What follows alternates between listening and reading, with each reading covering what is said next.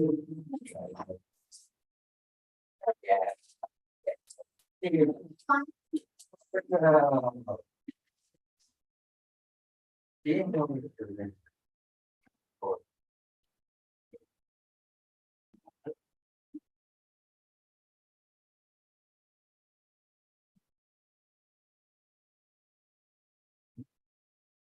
morning, everyone. Awesome to see everybody here. And I know that we're being joined by folks on Zoom, so wherever that camera is, hello to you and good morning. My name is Victor Valentine. I am the Executive Director of the National Human Services Assembly, but more important for this audience, I'm a proud member of the Platform of Folks Advisory. And I want to welcome you all to today's event, where we're rolling out the 2022 annual report entitled Motivation, which is an awesome title because it really speaks to the people that the platform of folks is serving in this community, but more importantly, the people themselves, the families themselves, who are motivated to be the best that they can and be wonderful citizens of this great city of ours. And they motivate me. So I want to introduce my fellow colleague. Hi, good morning. My name is Ivana Zelaya, and I'm part for the platform group. And I am the platform since the almost 5 years, and I get graduation last year. My mission in the platform is to represent the family. And welcome.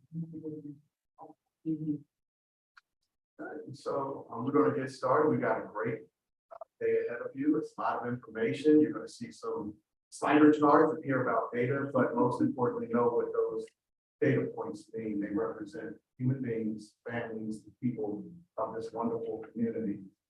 Keeping that in mind, it is my pleasure to introduce my colleague. I'm going to get this right because there's a lot here. My fellow advisory board member, Kara Brumfield. She is previously the Associate Director of the Economic Security and Opportunity Initiative at Georgetown Center for Poverty and Inequality. But now, and I don't know if she's going to get mad at me for saying this, but today is her first day as the Director of Income and Work Support at the Center for Law and Social Policy. She's been on the advisory board since 2021, and she's going to walk us through the report. So thank you all and enjoy it.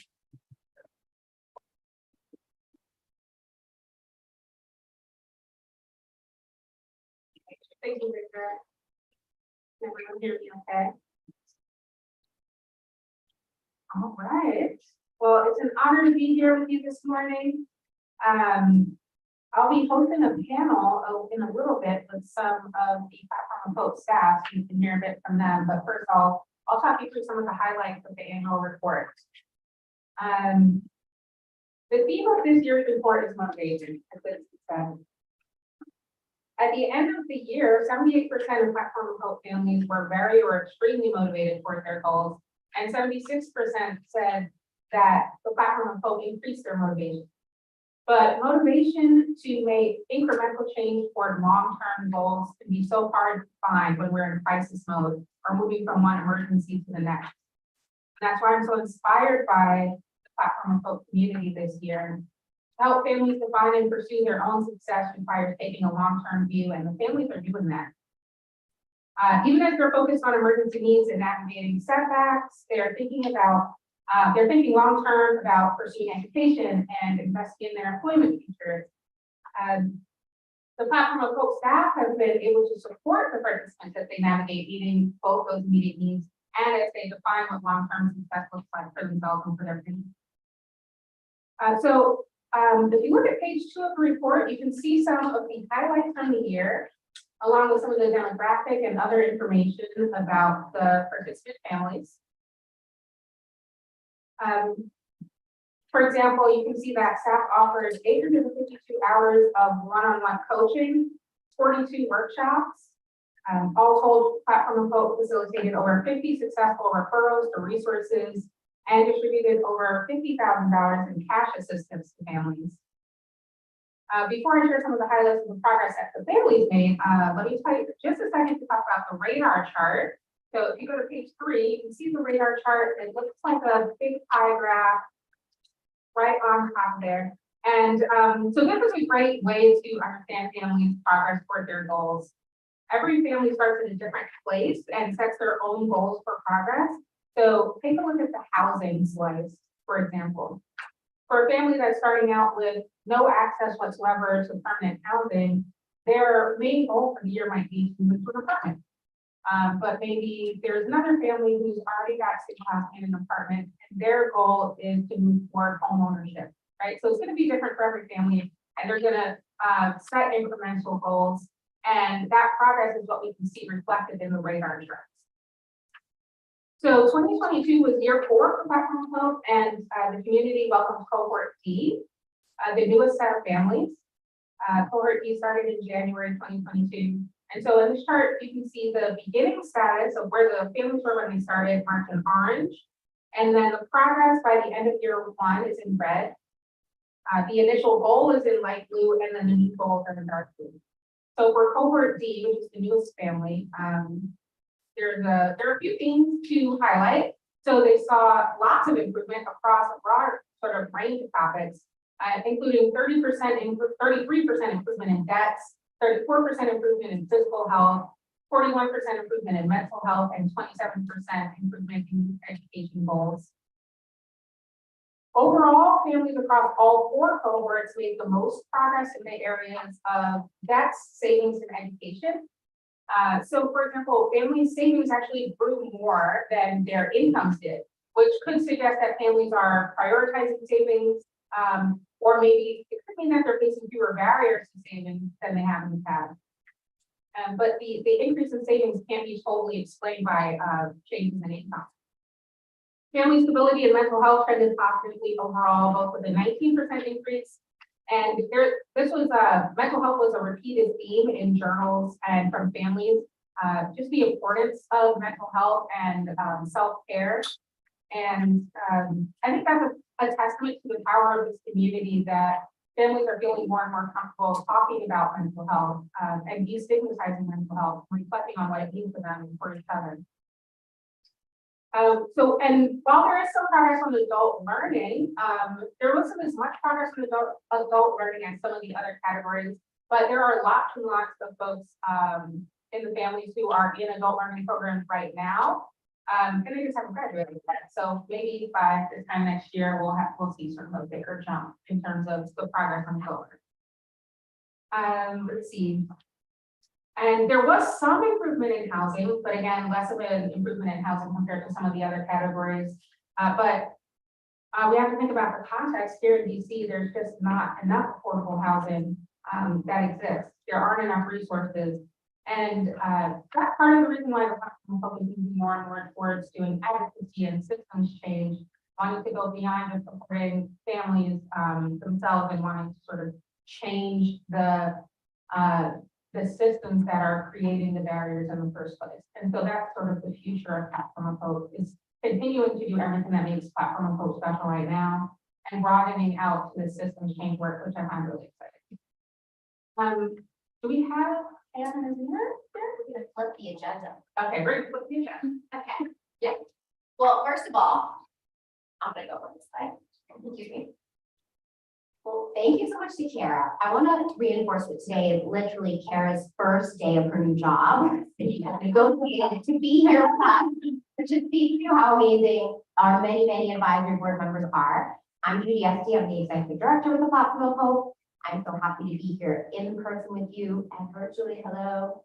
I asked my mother to join virtually. She told me to visit me. So what can I say? No, thank you all. You are my family. You know, one of the things that we talk about in this report is the idea of long-term goals, but then also the actual real life need to switch and pivot when an emergency happens. And so, case in point, we're going to pivot right now because one of my staff members is still looking for parking. So he's not here yet to be interviewed. So I'm wondering, Anyam, could I switch and ask you to come up? I'm going to introduce you first, but is that cool with you? Great, we're doing it live.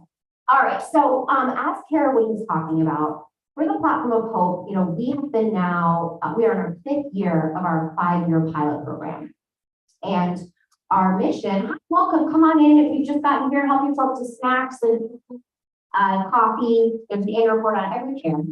And so one of the things we have been really asking ourselves is, what is our North Star vision? Our mission is to amplify the ability of families to define and pursue their self-defined holistic goals and to build community. And we're actually in the midst of strategic planning to rewrite that statement and continue to refine the vision.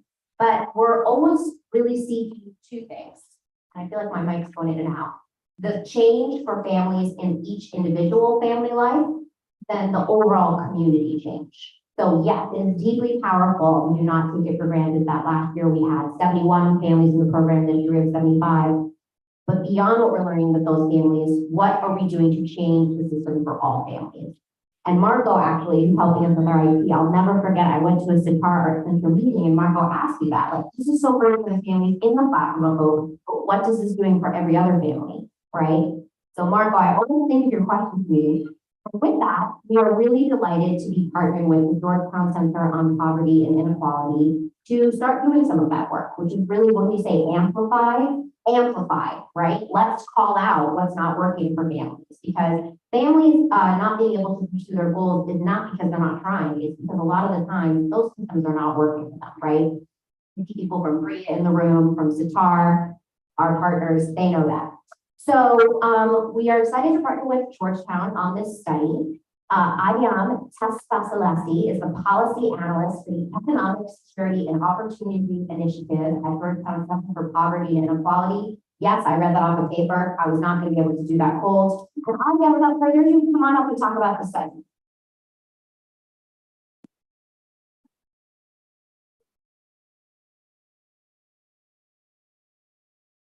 You all, thank you, Julie.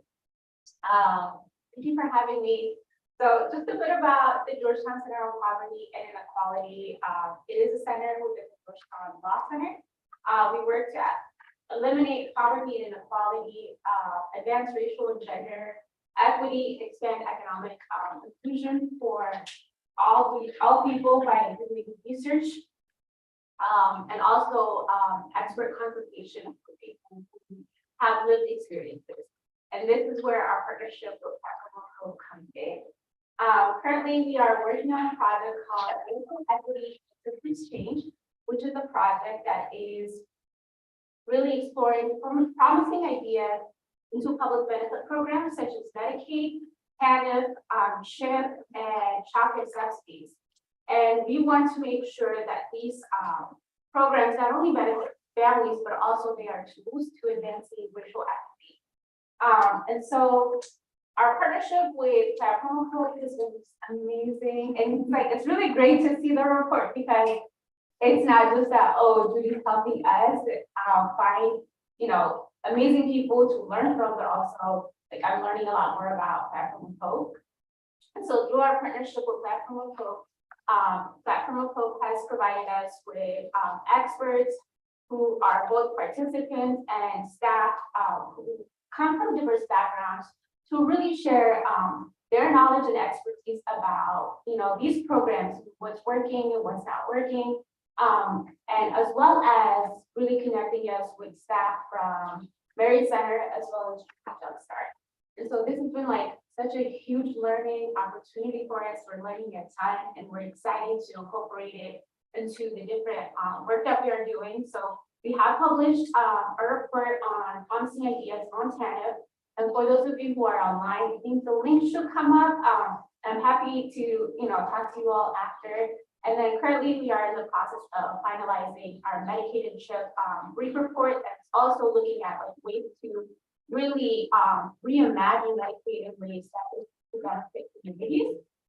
And then later we will be working on a child care subsidy brief report as well. And then later on, in a couple of months, probably towards the end of the year, we'll be writing a cumulative final report that which Platform Hope will also advise us on by providing us policy ideas. And so super excited and so thankful to be able to work with Platform Hope in this partnership, because it's really helping us really reimagine these policy ideas. And so, yeah, that's our project. Thank you for listening.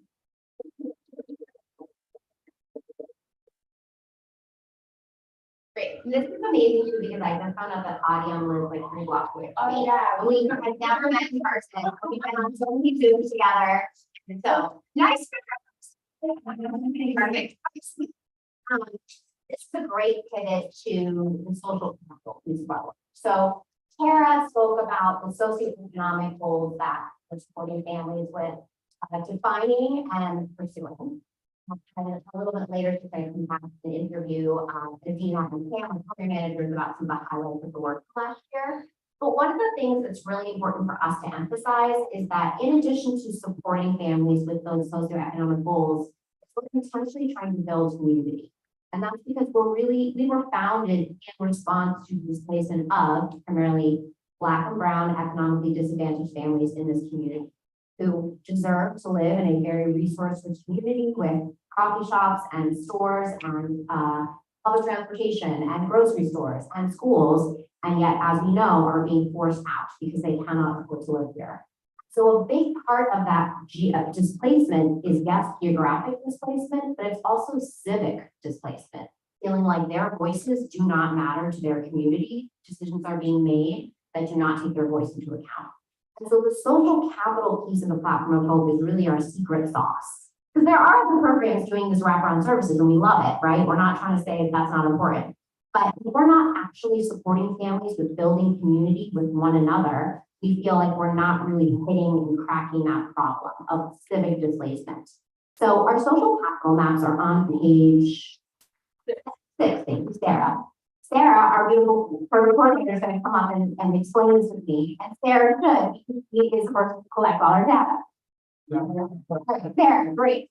So social capital, and there are a lot of different definitions for social capital, but the general way that we think about it is, connecting the power of your relationship to others in your community.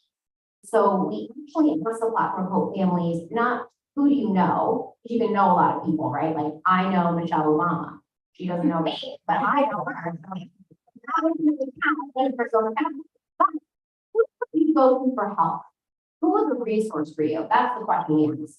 And so our social capital maps are actually showing families who say, yes, this person is a resource for me, but also other people in turn going, and that person is a resource for me.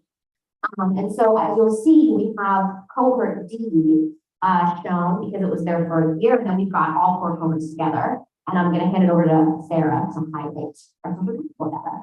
Thanks, Judy. Okay, so on page 6, you can see, so when we welcome a new cohort, we have them do a pre-assessment, a social emotional pre-assessment.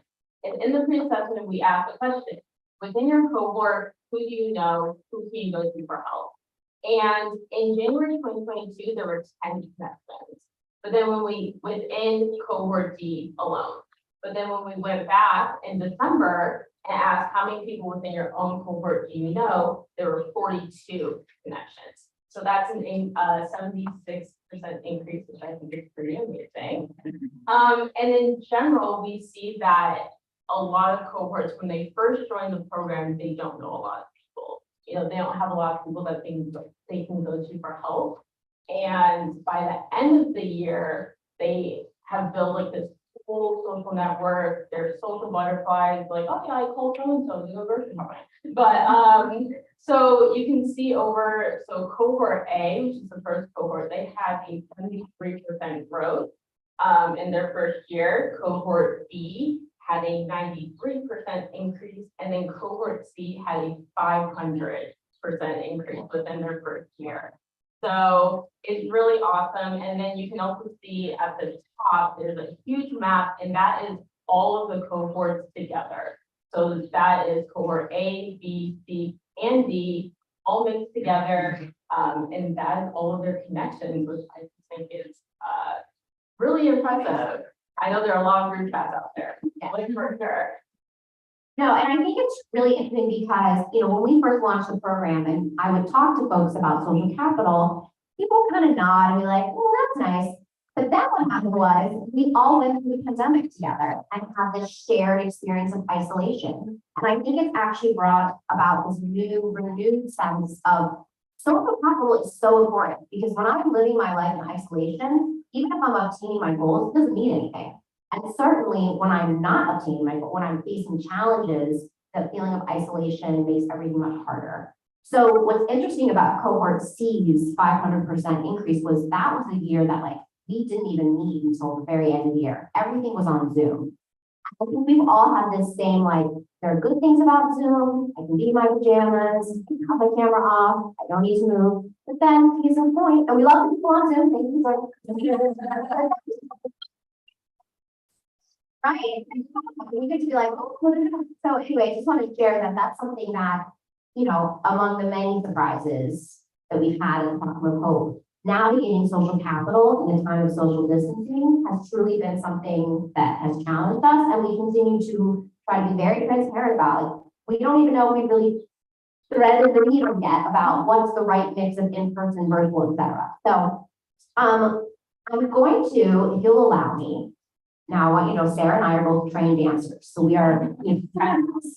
We're going to do a quick exercise. Yeah, so good on time. I'm going to ask folks if they're able to stand up. If you're in the room, you can put your coffee and your reports down.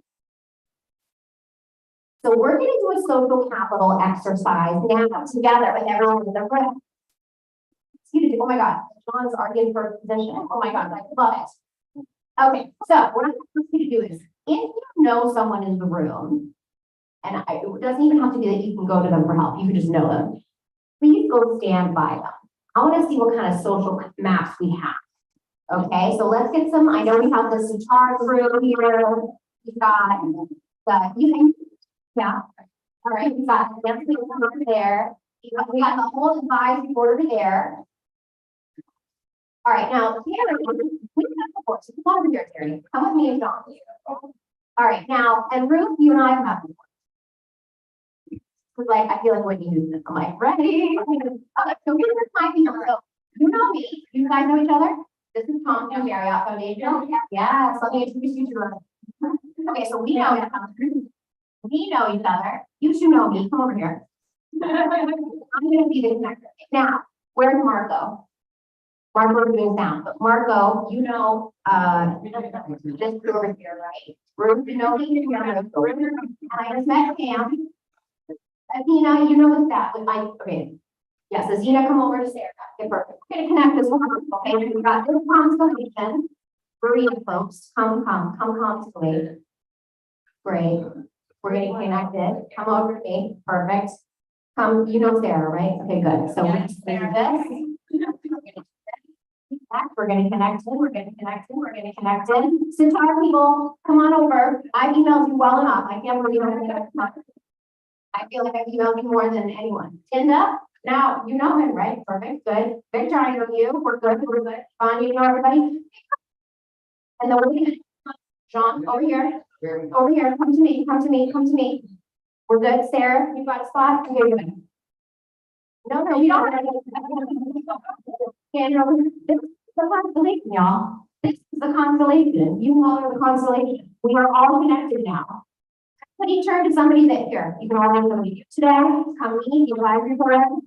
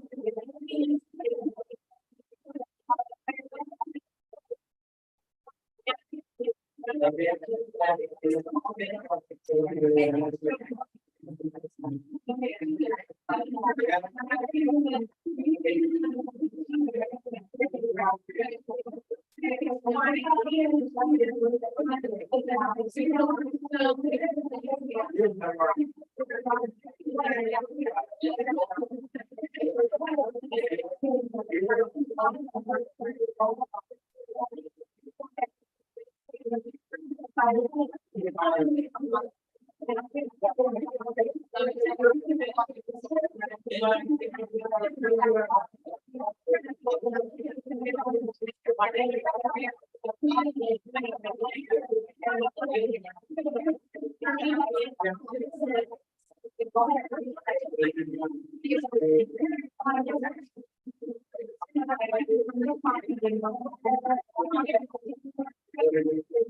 right, so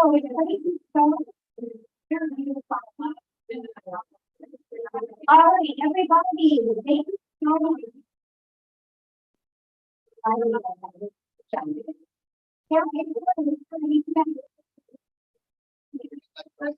You're not gonna be Kara? All right, okay, perfect. All right, folks, so. Natalie and Victor, we're gonna be okay. Okay. So that is the point.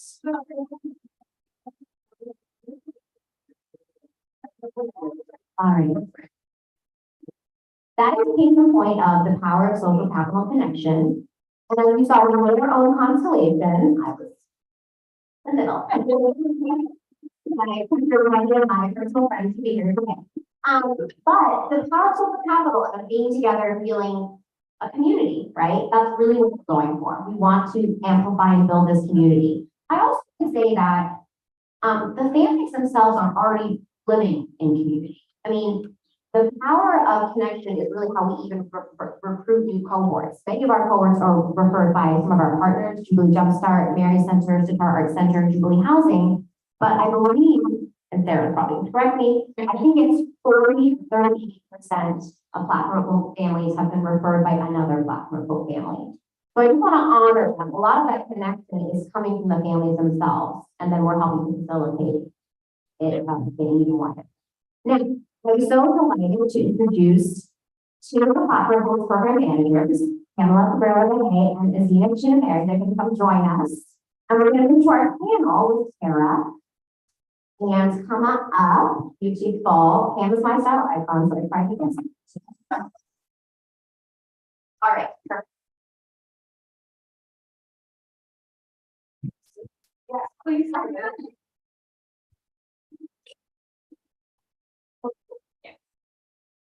Nice to see you, Adina. Nice to meet you in person. Very excited to interview you both. So I'll go ahead and just dive right in with the first question.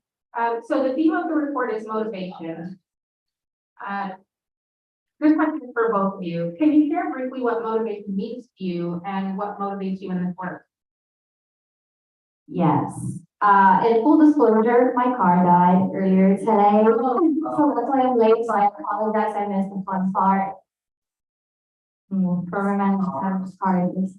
So I apologize for being late and missing the early gathering. I'm sure I'll get over myself and chit chat with a lot of people once I get over my ride back home in a towing truck. Nonetheless, motivation.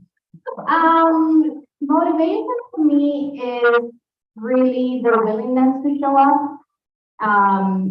In this work, what motivates me is really the passion, the love, and the energy that the families have to work on their self-defined goals. That really motivates me a lot. I think our families inspire motivation out of me. The way that they overcome their obstacles, the way that they face obstacles. I don't think resilience is talked a lot enough in how much resilience our families have, and how, when you face life obstacles, they tend to, kind of chew at your spirit. And our families, even through the obstacles they face, they continue to choose love, they continue to choose kindness, they continue to choose perseverance for themselves. And that to me is motivation.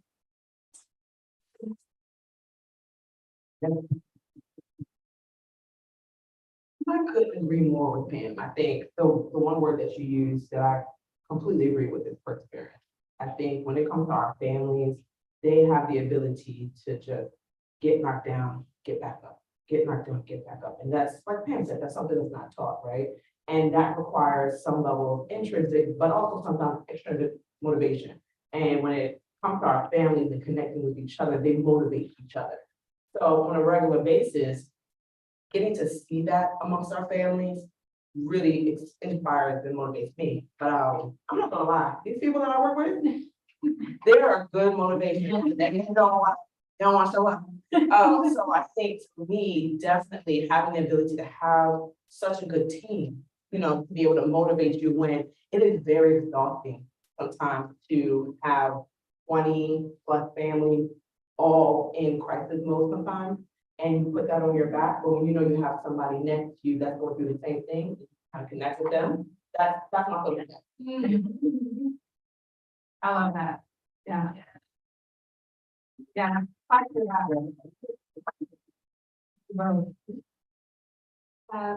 So another question for you both. While we value the data, we also value the actual life and experiences of families. So can you each share one or two stories that you think help represent the Platform of Hope experience that maybe the data is not fully showcasing, or maybe some other themes that you think are important for folks to know about? So I actually thought about this question and I decided that instead of telling you a story, I'll tell you a few of like my favorite phrases that I've heard through 2022. So here you go.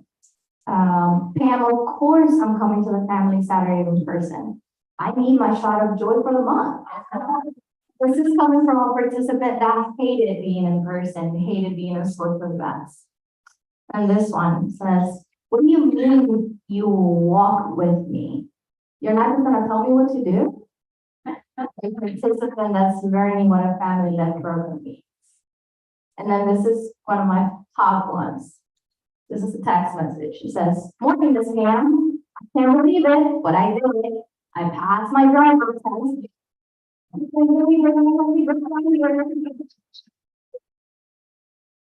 I drove to Logan. Yeah. Yeah, I think. You got more? You got- No, that's it. Yeah, that's great. I think the question when it says, what do we have as stories that doesn't really get represented by the data? And I know inside of our report, we did talk a little bit about our families, but I have one family where I feel like for her, her perseverance cannot be defined by what's on paper. She's actually an immigrant who came here and is really struggling with every aspect of the social determinant, you know, and I think when I started working with her in July, I found her in a state where she was really, really beat up. Like she had to give it up. And she had a small child. She has a small child. And it was just amazing to see how just a little bit of hope where we ended up putting her child into childcare at Jubilee Jumpstart. Thank you, Jubilee Jumpstart. We were able to put her in there and it was like the light bulb, y'all. Couldn't find schooling, couldn't find work. I mean, you name it, and then when you look at her on paper, she hasn't accomplished any goals, right? Those long-term goals aren't there. But if you look at the little things she does every single day, you realize like this woman is hustling to try to get to a place where she can provide for her child, herself, independently, with no benefits, and she wants to do that. But it took for us to connect with another partner to be able to give her that hope. And I know that you give her another 2 years, I'm praying on it. She's gonna be here, she's gonna be able to tell you guys her story because she really has overcome so many obstacles. That's beautiful. Really sort of speaks to the secret sauce of Platform of Hope, all of the pieces of it, the resources, the connection with partners, the social capital, and of course, working closely with people is hugely important and key to this. So, people inspire me so much. So let's see, our next question is for Pam. Could you tell us about some of the highlights of the year for you in terms of programming? Are there particular workshops or family Saturdays that stand out? Yes, I reflected on that a lot too. And 2022 was hub for the platform of hope. In different levels, not just in like capacity, but just in my own personal life, and just I felt like there was just a theme of we're getting by, or we're getting through, but we're getting by. But in terms of programming, the biggest reflection that I had is realizing the long-term impact that a workshop has in a family, even years after the workshop has happened. I've witnessed how a workshop can inspire a family to create a goal, how it can encourage a family to reshape a goal, has provided a lens of reflection and growth on a blind spot that families had. You know, I still have deep conversations with families about, you know, racial equity, which is the curriculum that we launched last year. And I'm still having conversations about that workshop in my one-on-ones today. I'm still having families come up to me and request more tools on self-care because of the self-care workshop that we did last year, because that was a big theme for us last year. And so to me, as we continue to develop intentional programming, I think reflecting on how impactful a workshop actually is really does help me understand that, yeah, I'm gonna put out this workshop that I know families may not be ready for it today, but them attending today will make an impact tomorrow, will make an impact at the one-on-one when I see them and we're, you know, unpacking what they learned on that workshop. So I think just learning actually how important and how much of a part of the POH experience that is for families, having those workshops and putting out those tools for our families. Yeah, thank you. And Azina, this one's for you. In terms of the family Saturdays and the cohort model, it seems that there are some intentional ways that Platform of Hope is embedding leadership opportunities and connection with other families into the program model. Could you explain how family voice is utilized in the program and why building social capital is such an important part of the work? Sure. So I think adding the family voice in multiple aspects of our program is so important. And POH does a really good job of that. It gives us an opportunity to kind of like relinquish a little bit of responsibility, give the families the opportunity to kind of figure out what they want to do, right?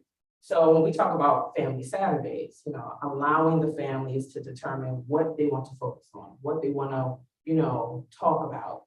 One of my favorite family Saturdays was actually the past one. We got a chance to be able to learn about some of our families, and I feel like a lot of our families didn't know a lot of these things. We thought one of them was like a Miss DC, and that was amazing, you know.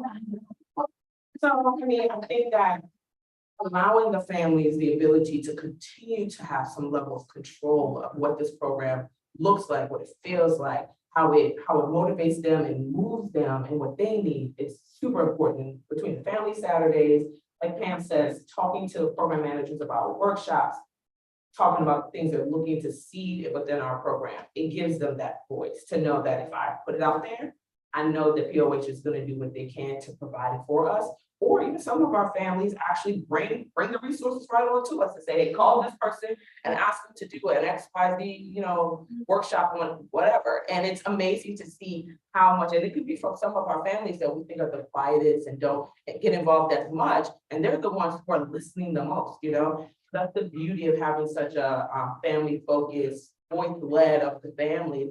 Also, one of the things, like we have our alumni group that we just started with our POH families that graduated, and now having those who have already made it to the other side of POH, being able to kind of showcase their abilities as a leader within POH by bringing others to the table and being able to determine what does it look like post POH, you know? Don't allow POH program managers and staff to be able to tell you what to do. You tell us what does the alumni look like for you. So I think that's one great thing that we've started that will continue years down the line when, you know, I'm still alive, but, you know, 50, 60, 70 years from now, you know, that's the great thing about being able to say, like, this is so focused in the families, you know, because we don't have to be here to be able to keep it moving. And then what was the last one? Yes, social capital. Yes, the social capital piece. So, when it comes to social capital, I think you said, why building social capital is such an important piece. Yeah. So we're dealing with Black and brown families, you know, social capital is not new to us. We've been building social capital since the first one of us came, you know, when we needed to figure out how to provide food, housing, transportation, we got each other from point A to point B, even without the resources of the others, you know? And that's the beauty of having social capital within this program is that because it's in us. We know how to be able to figure out what we need with our families. And we just gotta be able to put our people together because as years have gone by, we've learned how to kind of separate more and more, right? But now POH is saying, hey, let's go back to what we were doing years ago. You know, let's go back to using each other, using each other in ways that others cannot come in and bring up. Because we know that if you got my back, that's all we need, you know, that's all we need. If you don't know what to do, I know what to do, I got you, vice versa. And I think that's the building from the capital part. Again, you don't need your program manager because, you know, I can go to you and ask you, how did you apply for food stamps? I can go to this person and say, hey, I need to get to this place. I'm like, oh, thank you. You know, we've been doing that for so long. It's just getting back to what we know within the core of us. It's there, but it's just putting everybody together. Like, you know, like Judy said, the pandemic had a hit on us, right? Right. So now it's back to getting to what we know, what we naturally know, with connecting with each other and using each other for what we need. Wow, that's really powerful. Thank you. Thank you. Yeah. I am to- Thank you all.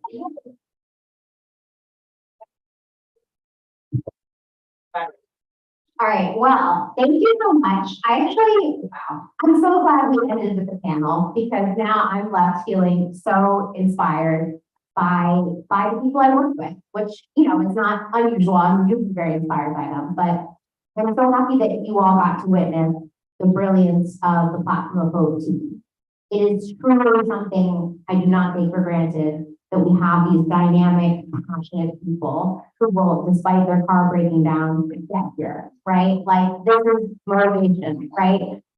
And I'm really very filled with gratitude. The back page of the report is the list of our supporters.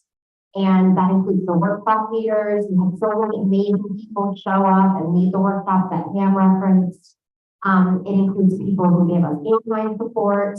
And I just want to say, we so appreciate each and every gift. We were founded 5 years ago. We launched our program in September 2018 with the vision to serve 100 families over 5 years. And a year and a half into that, the pandemic hit. And we lost our founding staff person, Sylvia Stokes, who was really the beating heart of the program. And I have said this before, I really had a moment, I not think we will continue. So every day at that point has been a day that I have honestly given so much appreciation for because I had never taken it for granted that we are still here. The fact that we are currently in year 5 of our program and we have indeed served 100 families now that we have Cohort E onboarded, that is incredible. And it is because of the support of people in this room, people virtually, so many people that I can't name everyone, but we really are truly, truly grateful. It's a very exciting moment for us. It's been a difficult time, but much like the way we talk to families, yes, this is a crisis, so we got to push through. What's the long-term goal? Platform of Hope is doing the same. So we have launched our strategic planning for what is our phase 2 vision. What happens after 100 families over 5 years? Like, what are we doing next year, for example? And I'm really excited about the conversations that are happening as part of, we're going to be unveiling that later this year, maybe this summer. We will be moving into another office space, and we will be naming the office after Sylvia Stokes, the founding Platform Hope staff. And it really is amazing to be able to permanently honor her memory and legacy as part of the Platform of Hope forever because of that. And have enough space for the staff, that's also a plus. Other penny for that is picking up, and then we have more funds.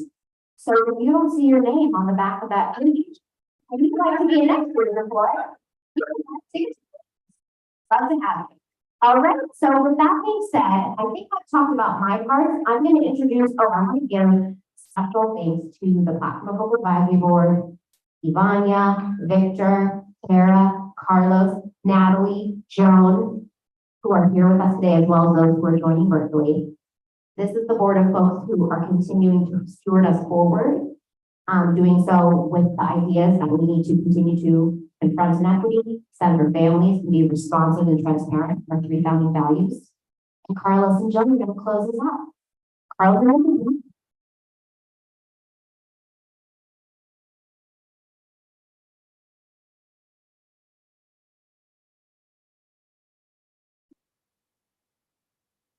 Joan, can you hear me? Yeah.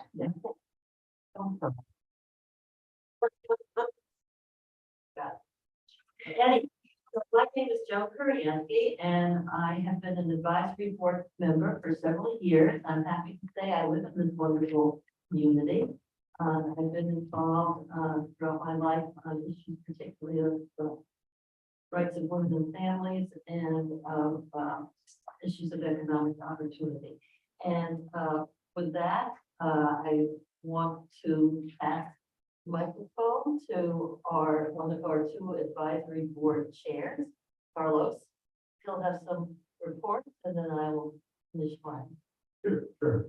Hello, everybody. I'm Carlos Monjaves. I'm an advisory board member and have been for about a year now. And it's my privilege to not just serve as a volunteer, but really just to get to know staff. It's been humbling. And I'll take issue with one thing that Judy said. She said wraparound services. That to me, when I see it in practice in a lot of places, it's sort of like a buffet. The food's already made. You get to choose one of two or three different options. This feels completely different for me. This feels like you're walking in and you get to choose anything you want. Whether it's food, whether it's play, whether it's learning, whether it's, self-growth. And that's different. I think that's different than a lot of ways in which nonprofits deliver service, think about service, engage families. And so another thing that I wanted to mention is that we were very intentional about identifying families and thinking about the advisory board, not as a set of volunteers from outside of the community, but an advisory board that integrates families that are engaged in the program and volunteers. I mean, after all, the nature of social capital is not only making connections within particular groups, but it's making connections among groups. And that's incredibly powerful. And that's, again, why I'm privileged to be a part and I need class. We mentioned already the ribbon cutting in honor of Sylvia Stokes, the Sylvia Stokes suite. That's Saturday, May 20th, 12:15 to 1:30. I know Donna stole your line, I'm sorry. We share. And I will turn it to Joan to say a little bit more about the fundraiser. And also, our ongoing communication and interaction, we really urge you to check out our Facebook page and our various ways that we accomplish social media. Because one of the great things about communication and connection is that we walk and talk here, and there are so many different ways to connect with us. And of course, one is on May 20th, and one more example of our building our social capital is where we're going to be moving, which is right practically next door at the festival center, which includes many of our other allies. So I think even in choosing where we're located, we're fulfilling our mission of being really a part of the community and building with each other. So we really look forward to seeing you on May 20th. And then I'm very excited because I have been involved in some of the fundraising part of this wonderful organization to say that we will be having our annual fundraiser sometime toward the end of June, and it will be at our new office in the roof deck on top of the And it'll be beautiful, beautiful day. We know that. For those of you who were not at our last one, I just wanted to share with you some of the fun of it. We concluded the day with a pinata, which the kids just went after. They were so thrilled to do that. We heard from our family leaders. We had an auction, and an auction is really one more way that people can support Platform of Hope. We have a lot of vendors from our own community who have offered gift certificates and other kinds of goods to help support our organization in the midst of our neighborhood. And the fundraiser is a wonderful opportunity to be in touch with that community. And we hope that you will be able to join us, and there'll be opportunities if you want to bring friends at that table. And you'll hear more about that as we get closer to the event, which I think will be sometime in the latter part of June. You don't come in just. We're deciding between 2 days. To be decided soon. Yeah, okay. Well, I think we're there. I want to thank everyone who's come here today. I want to thank everybody who's tuned in on Zoom. Yeah. I want to start first with the families that are engaged in this journey with us and that are allowing us to work side by side with them. I want to follow with the staff, executive director, Pam, everybody, you guys are amazing. Every time I hear you speak, I'm inspired. I don't want to forget our partners, some of whom are here. Thank you very much for coming here. Thank you for the advisory board members, for our donors, our individual donors who are listed, foundations, and the growing list that will follow June. Yeah. Thank you so much for coming today. Thank you all so much.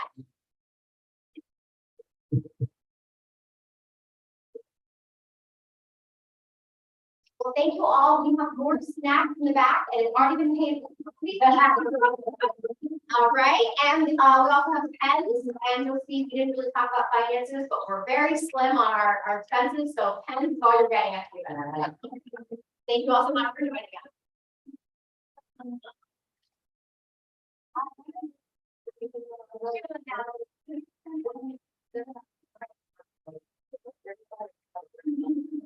What? Yeah.